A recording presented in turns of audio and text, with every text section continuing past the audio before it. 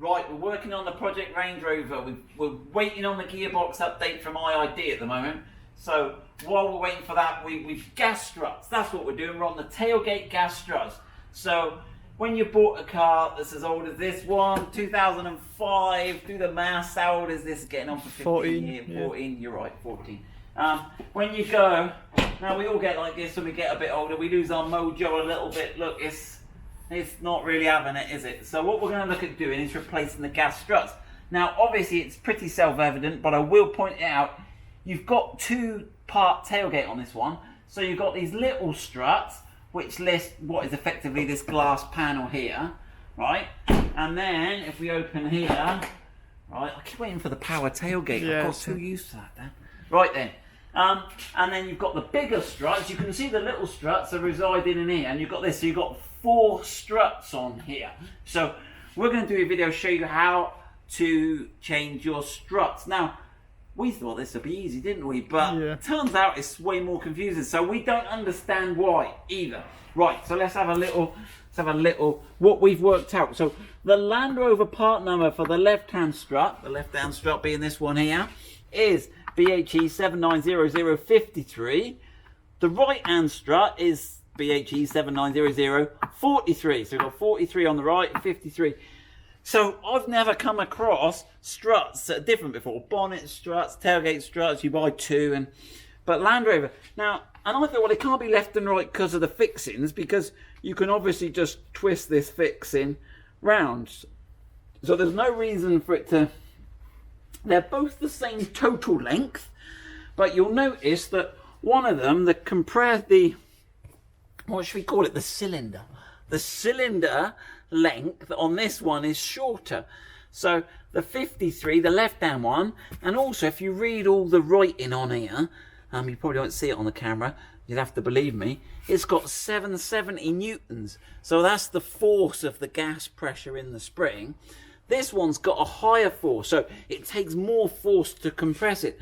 So I'm a little bit boggled, and I guess to get the bigger force, they may need a bigger, don't know. So has anyone got any idea why you would have, and it's only a 5% difference, because it's a pretty margin. And then we had a thought, the best ideas we could come up with was maybe one side of the tailgate's heavier, but we couldn't work out that the motor or anything was going to be any different. And then Dan, to be fair, he said, well, maybe if you pull on this bit, you'll put more force on this side, so you need a stronger spring. But then I fired him down. I shot you down, didn't I? Yeah. Because I said, yeah, but that goes against your argument, because Land Rovers say the low force one's on the left. Anyway, Unless it makes it easier to pull it close. to pull it down. Yeah, who knows? I'm sure we got some people write some good comments. Let us know your theory on this mystery. Right, we're waffling, Dan. Right, so we are going to take this. Now, Dan's he's used all his art skills, look, to colour in the little spring clip there. So what you got to do is get a little screwdriver in behind here, and you don't need to take it all the way out, do you? Just get it out the way a little bit.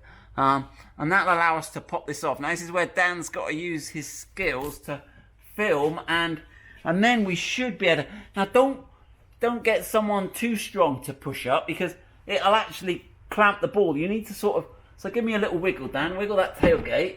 Yeah, and then that'll allow you to get off there. And you can see there, I showed this on the bonnet one the other day. Oh, they take a bit of wiggling back. So how did you get that on earlier, Dan? Oh, Push. and you can see where the little teeth then grip round the ball. Now, our inside one's lost its mojo and fallen off. Now, you might not be so lucky as that, or Dan might not have put the clip on properly. I don't think he put the clip on properly, but we'll gloss over that, Dan. There you go. There, so, but actually, to be fair, I think it has lost its mojo all round. Now, I don't think you'll be able to compress these, will you?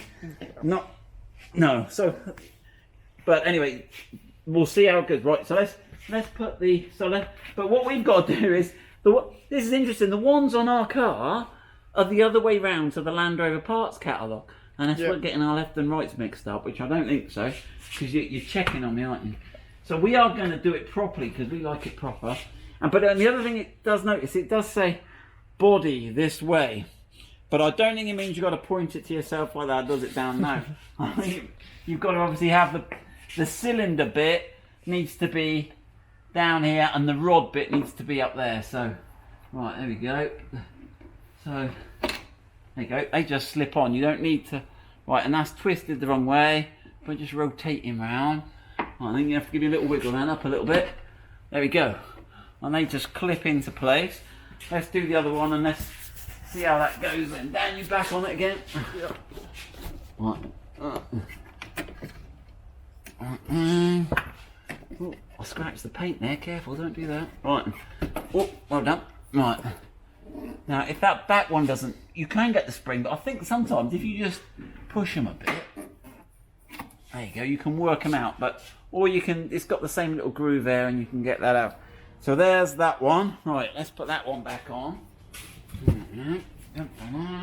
And again, you want the cylinder bit next to the bit there, and the rod bit at the top.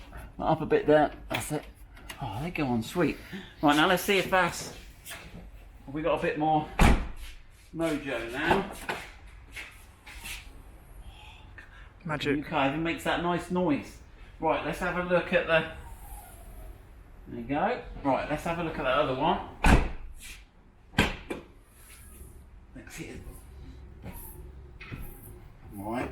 Now, far less complicated these two. We've got the genuine Land Rover part numbers in case anyone wants them. There you go. There's a Land Rover part number there. That's a BHE 790030. So, right then. So let me get my little screwdriver there. You got that? You got the weight for me there? Right then, get that out of there. I don't want to scratch my lovely tinted window. Right. That out enough, do you reckon? Yep. And I reckon I can just sort of work him off there. Yep. Right. Again, the strut, the cylinder end goes towards the car, and the rod end goes next to the glass. Oh, look, we're in. Motor end. Right, come inside again, down.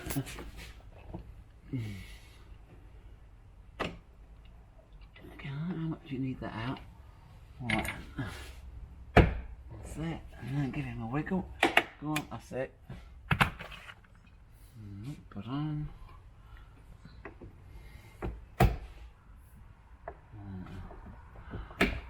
Right, there we go. I'll put that down. And let's see how that goes. So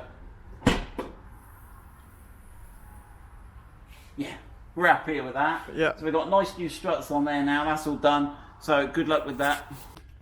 Bonus clip at the end of the DVD here. When you're doing this, it's worth.